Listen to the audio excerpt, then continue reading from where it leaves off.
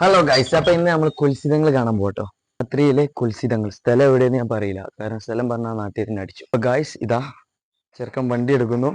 ഇതൊക്കെ എന്താ ആവേശം, നിരക്കണ കണ്ടു കുൽസിതം എന്ന് പറഞ്ഞപ്പോ.